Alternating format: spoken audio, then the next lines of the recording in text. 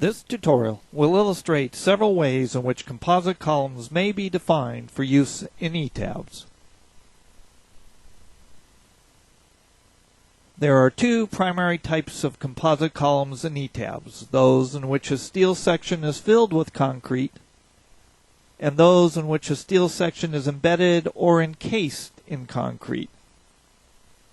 There are also two different ways to create these sections, using either these parametrically defined section types under the steel composite heading, or using the section designer utility located under the special heading. We will create the same filled tube section using both methods to compare the two techniques. We start by clicking the Filled Box Tube Section button. We will name the section Composite Column 1.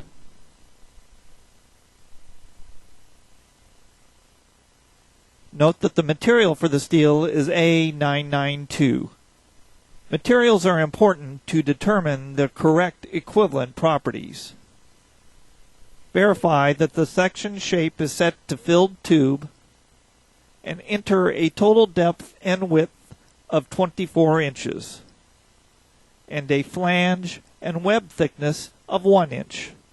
We will use no corner radius to make our verification calculations simpler. Verify that the fill is 4,000 psi concrete. And with the section defined, we can review the calculated section properties. The properties shown have been calculated for an equivalent section using a steel base material. We can easily change to a base material of concrete, and the properties are recalculated. We will take a look at these values later after using the section designer. Next, we will define the same exact composite column using the section designer. We will name our second section Composite Column 2.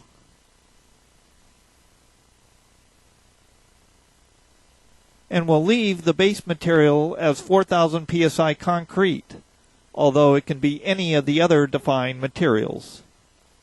The base material is the material that will be used to report the equivalent properties. Under Design Type, we will select the Composite Column option and then click the Section Designer button to start the Section Designer utility. Once again, we will create a steel tube filled with concrete. We start by drawing the steel section.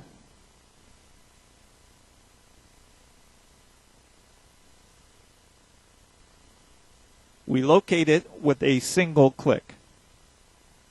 A right click on the shape displays the object data form where we can set the properties. Make sure that the material for the tube is set to A992. This matches the previously defined section, and verify that the height and width are 24 inches and that the thicknesses are 1 inch.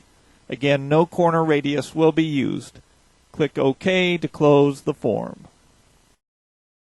Now we will add the concrete fill by drawing a concrete shape. We will center the concrete rectangle at the same location as our tube. If we go to the Edit menu, check Section for Overlaps command, the message indicates that the concrete shape added extends past the steel tube, so we will need to revise the concrete shape. A right click on the concrete shape displays the object data form where we confirm that the material is 4,000 psi concrete as desired. However, the size of the concrete is too large. It should be the size of the tube less the thickness of the tube walls, or 22 inches square.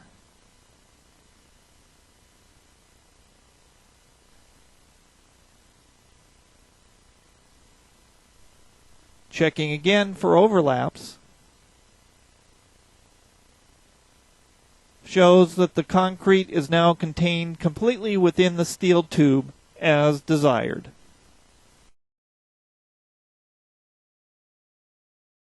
Our Section Designer composite column is now complete, so we can review the section properties. Remember that these properties are in terms of the base material, concrete. If we bring back results from our first composite column that was generated parametrically by the program, we see that the area and moment of inertias are identical. There are slight differences in the shear areas due to the fact that the Section Designer uses a more sophisticated analytical technique rather than published formulas. Since the two program approaches match, let's do a hand calculation to verify the results. We will check the axial area. The modulus of elasticity for our concrete is 3,604,996, and for the steel it is 29 million. We want to come up with the equivalent area using concrete. So the area will be the ratio of the two moduli times the area of steel plus the area of concrete, which gives us 1,224.08.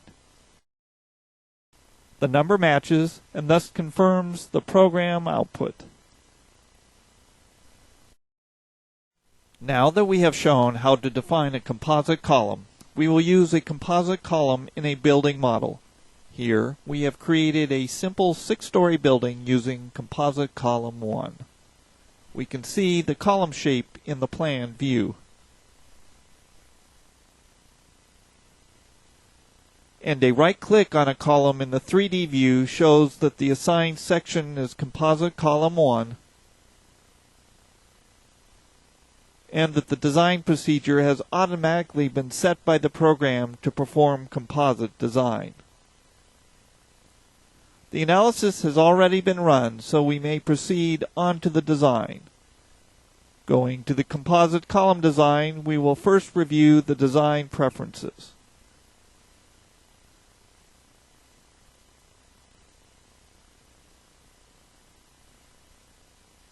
Now, we are ready to start design of the columns.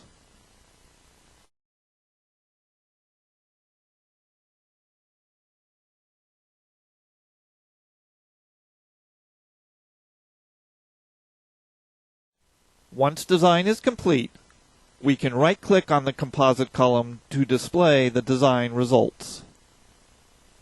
Note how small the demand-capacity ratios are due to the large capacity of the composite column. Clicking on the summary displays the detailed design calculation report.